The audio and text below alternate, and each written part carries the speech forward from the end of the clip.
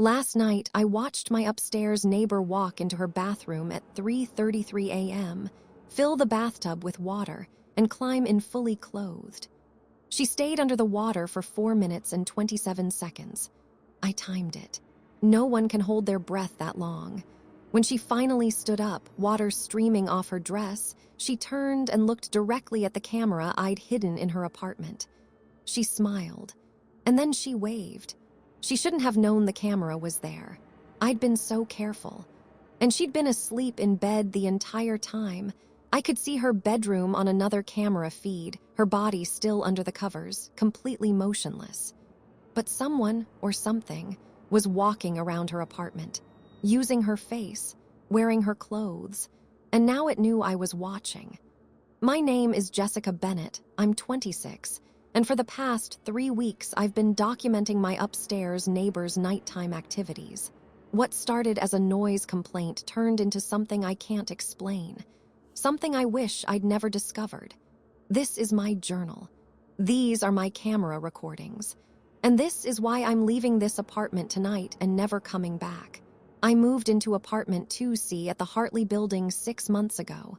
Perfect location in downtown Seattle, walking distance to work, recently renovated. The rent was higher than I wanted to pay, but it was worth it for the neighborhood. My upstairs neighbor in 3C is a woman named Margaret Whitmore. Mid-50s, lives alone, works from home as a freelance translator. I've run into her maybe 3 times in the elevator.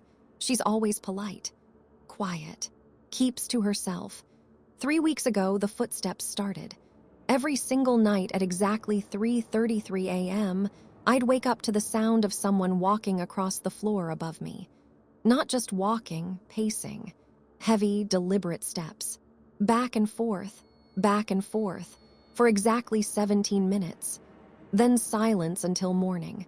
At first, I thought she was having trouble sleeping. Insomnia is common. Maybe she paced to tire herself out, but the precision bothered me. Why always 3:33 a.m.? Why always exactly 17 minutes? After a week of sleepless nights, I knocked on her door during the day. She opened it with a warm smile. "Jessica, hello. Is everything all right?" "Hi, Miss Whitmore. I'm sorry to bother you, but I've been hearing some noise at night. Footsteps, around 3:30 in the morning." Her smile faded. She looked genuinely confused. "At 3:30, that's impossible. I'm a very heavy sleeper. I take medication, Ambien and melatonin.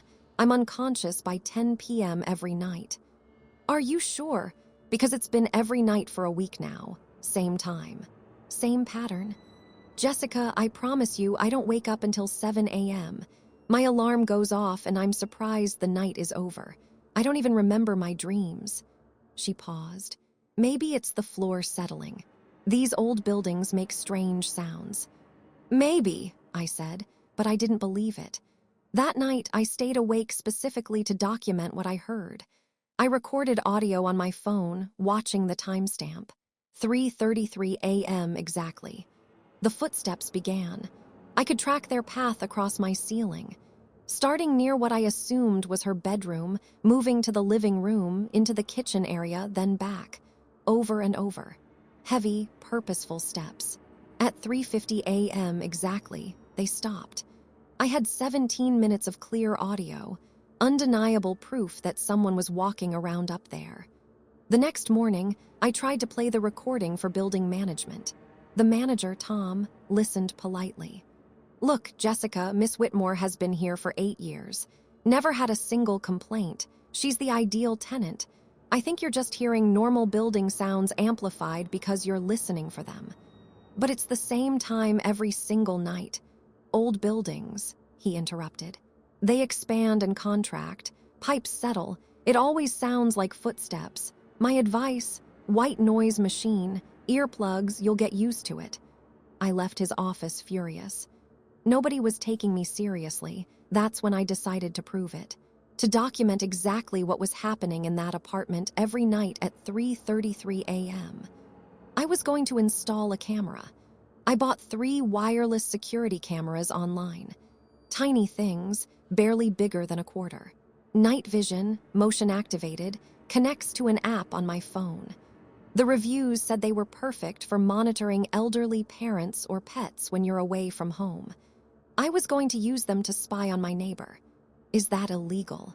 Absolutely, an invasion of privacy. Without question. Did I care at that point? Not even a little. I was sleep-deprived, frustrated, and desperate to prove I wasn't crazy. I waited until Margaret left for her weekly grocery run. She goes every Wednesday at 2 p.m., always comes back around 3:30. That gave me 90 minutes. I picked her lock. It was easier than I expected. YouTube tutorials are surprisingly thorough. My hands shook as I turned the doorknob and stepped inside. Her apartment was immaculate. Everything perfectly organized. Books alphabetized on shelves. Kitchen spotless. Not a single item out of place. It felt more like a hotel room than a home. Sterile. Lifeless. I placed the first camera in her living room, hidden on top of a bookshelf between two thick volumes, angled to capture the entire room. The second camera went in the hallway, tucked behind a picture frame, pointing toward the bedroom door. The third camera was the tricky one. I needed to see inside her bedroom. I carefully entered, placing it on top of her dresser behind a jewelry box, lens aimed at the bed. The bedroom was just as unnaturally tidy as the rest of the apartment. The bed was made with military precision. No personal items visible. No photos on the nightstand. Just a lamp, an alarm clock, and a glass of water. I was in and out in 12 minutes. Back in my apartment, I pulled up the camera app on my phone. All 3 feeds were working perfectly. Clear video, good angles, night vision ready. Now I just had to wait for 3:33 a.m. I set 3 alarms for 3:30 a.m. I wasn't going to miss this. When they went off, I grabbed my phone, opened the camera app, and watched. 3:31 a.m., all 3 feeds showed a dark, empty apartment. The bedroom camera showed Margaret asleep in bed, completely still under the covers. 3:33 a.m., the motion sensor on the living room camera triggered. I switched to that feed. Someone was standing in the living room. At first, I thought it was Margaret. Same height, same build, wearing a long white nightgown. But Margaret was still in bed. I could see her on the bedroom camera feed. I split-screened my phone to watch both feeds at once. The figure in the living room began to walk. Slow, measured steps, back and forth across the room. I could hear the footsteps through my ceiling, perfectly synchronized with what I was seeing on camera. But Margaret's bedroom feed showed her still asleep, not moving, not even shifting position. I watched for the full 17 minutes, my heart pounding. The figure walked the same path, over and over, never looking at the camera, never pausing, just walking. At 3:50 a.m., the figure walked down the hallway toward the bedroom. I held my breath. The bedroom door opened on camera. The figure entered, walked to the bed, and simply vanished. 1 second it was standing next to the bed, and the next second it was gone. Like someone had deleted it from existence. Margaret remained asleep throughout the entire thing. Didn't move, didn't react. I sat in my bed, staring at my phone, trying to process what I'd just seen. I couldn't tell anyone what I'd seen. Who would believe me? I barely believed it myself, and I had it on video. I spent the day reviewing the footage frame by frame. The figure looked exactly like Margaret. Same face, same hair, same body type. But it moved wrong. Too smooth. Too fluid. Like it was gliding rather than walking. And its face. When I zoomed in on individual frames, its face was wrong. The features were right, but the expression was blank. Empty. Like a mannequin wearing Margaret's face. That night, I watched live again. 3:33 a.m., the figure appeared in the living room. Same nightgown, same walking pattern. But this time, I noticed something new. Every few minutes, it would stop, stand perfectly still, and tilt its head like it was listening for something. After the 4th stop, it walked to the window, stood there, looking out at the city. For a full 2 minutes, it just stared. Then it turned and walked toward the hallway camera, stopped right in front of it, and stared directly into the lens. My blood went cold. It couldn't possibly see the camera. The camera was too small, too well hidden, but it was looking right at it, right at me. After 30 seconds, it continued down the hall to the bedroom, disappeared the same way as before. I ran into Margaret in the lobby the next morning. She looked exhausted. "Jessica," she said, smiling weakly. "How are you?" "I'm fine." "Are you okay? You look tired." "Oh, I don't know. I've been sleeping terribly lately. Keep having these strange dreams. I wake up feeling like I've been running a marathon." She laughed. "Getting old, I suppose. Maybe you should see a doctor. Perhaps. Have a good day, dear." I watched her walk away. She moved normally, nothing like the figure in the cameras. That night, I decided to follow the figure's path after it disappeared. I had to know where it went. 3:33 a.m., the figure appeared as usual. I watched it complete its walking pattern. At 3:50 a.m., it entered the bedroom and vanished. I quickly threw on a jacket and left my apartment. Ran upstairs to the 3rd floor, pressed my ear against Margaret's door. Silence. I tried the doorknob.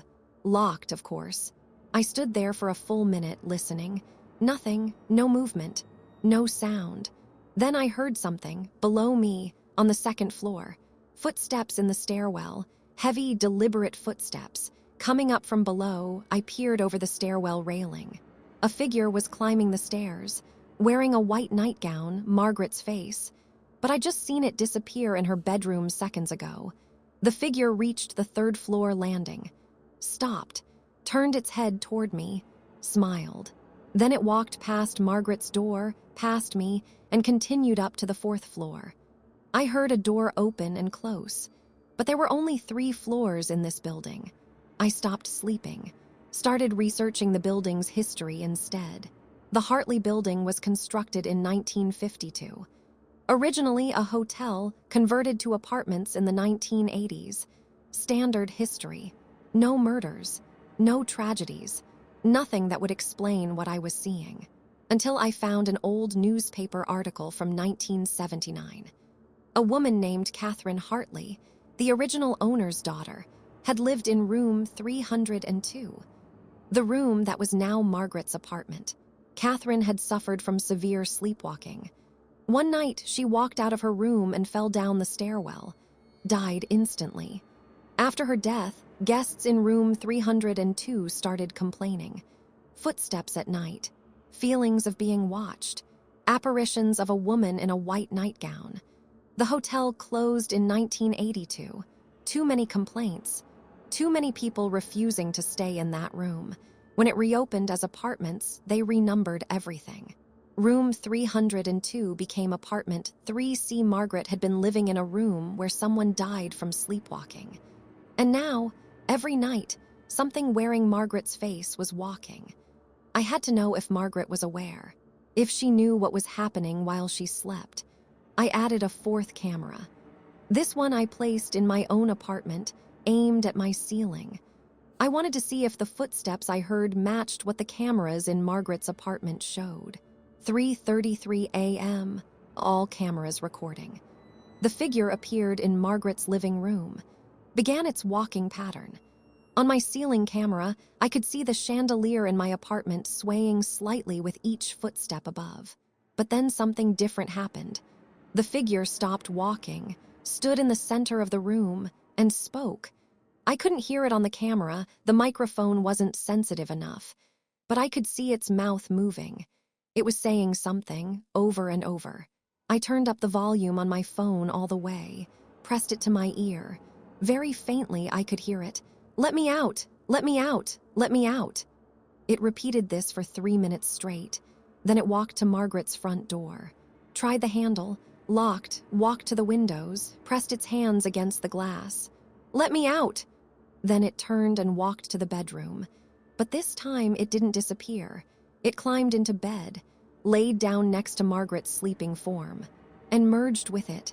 For a few seconds there were 2 Margarets in the bed. Then they blurred together, became one. Margaret's body jerked once, then was still. On my ceiling camera, the footsteps stopped. I had to talk to her. I had to know if she was aware. I knocked on her door at 10 a.m. She answered in her bathrobe, hair wet from a shower. "Jessica, good morning." "Margaret, I need to talk to you. Can I come in?" She hesitated, then stepped aside. "Of course." We sat in her living room, the same room where I'd watched the figure pace night after night. "Margaret, have you ever been diagnosed with parasomnia, sleepwalking?" She stiffened. "Why do you ask?" "Because I think you're walking around at night. I think you don't remember it, but you're getting up every night at 3:33 a.m. and walking for 17 minutes. Her face went pale. That's impossible. Is it? You said you've been tired, that you feel like you've been running marathons in your sleep." She stood up abruptly. "I think you should leave." "Margaret, now, please." I left, but not before I saw her face. She wasn't angry. She was terrified. She knew. On some level, she knew something was wrong, Halloween night. I don't know why I expected it to be different, but it was. 3:33 a.m., the figure appeared. But this time, it wasn't wearing Margaret's nightgown. It was wearing what looked like a 1950s dress. Hair styled in an old-fashioned way. It looked like Margaret, but Margaret from 70 years ago. No, not Margaret. Catherine Hartley. The woman who died in this room in 1979. The figure walked its usual pattern. But this time, when it stopped, it looked directly at each camera, one by one. It knew exactly where they all were. Then it walked to the hallway camera, reached up, and covered the lens with its hand. The feed went black. On the living room camera, I watched it do the same thing. Then the bedroom camera. Now I had no eyes in the apartment, just audio from the motion sensors. I heard footsteps, not in Margaret's apartment, in the hallway outside her door, then footsteps on the stairs, coming down to the second floor, coming toward my apartment. I grabbed my phone, ready to call 911. The footsteps stopped outside my door. 3 slow knocks. I didn't move, didn't breathe. 3 more knocks. Then a voice, Margaret's voice, but wrong. Hollow. "Jessica, I know you're watching. I know you've been watching for weeks." Silence. "Do you want to know the truth? The truth about what happens at 3:33 a.m.? I stayed silent. Catherine never left this building. When she died, she became part of it. Part of the walls, the floors, the rooms, and anyone who lives in her room. She lives through them, walks through them, experiences life through them." A pause. "Margaret doesn't know, not consciously. But every night, Catherine borrows her body, just for 17 minutes, just to remember what it felt like to be alive. But now you've watched, you've seen, you know the secret." Another pause, longer this time. "And now Catherine knows about you." The footsteps retreated, back up the stairs. I heard Margaret's apartment door open and close. I spent the rest of the night sitting with my back against my front door, lights on, knife in my hand. I went back into Margaret's apartment today. I had to remove the cameras, had to erase any evidence that I'd been spying. She was out. I'd watched her leave for her Wednesday grocery run. All 3 cameras had been moved. They were sitting on her kitchen counter in a neat row. Lenses pointed at a handwritten note.